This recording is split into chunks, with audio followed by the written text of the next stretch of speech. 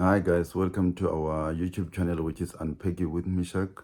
So today I just wanna quickly talk about this issue of Uber and Bolt, man. It seems like there's a rise in hijacking and all that of Uber drivers and Bolt drivers, and it seems like those companies are doing absolutely nothing to safeguard the lives of South Africans who put themselves in those seats to drive those cars. So it seems like those guys, or rather those companies, are just about making money. They don't care about people's safety. You see the rise, like when I say the rise, like today, I think even today when I log in on Twitter, I could see that there were a number of reported hijacking cases of Uber and Bolt. So really, our people are dying out there, and those companies are only worried about their profit. They don't do anything to make sure that both drivers and passengers are safe. So I'm calling to the government of South Africa to can do something about this issue, because day in, day out, we are losing good people who are transporting us when in need.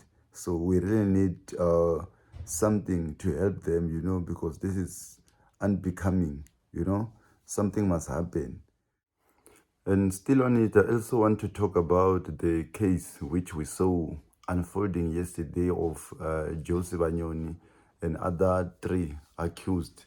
It was so disappointing that the prosecutor didn't get to the court, even though the reasons remain unknown. But we know very well that in South Africa, those with power, those with money, they're able to make things happen. So we don't, like, at this point, we can't judge a prosecutor for not showing up, because what if maybe he was threatened, or maybe his family was threatened. So even if I was in that position, where now my family or my life is threatened, I will abandon the case, because why should I care about the state that won't care about me tomorrow? We know very well what happens to whistleblowers in South Africa. So I really don't blame the guy.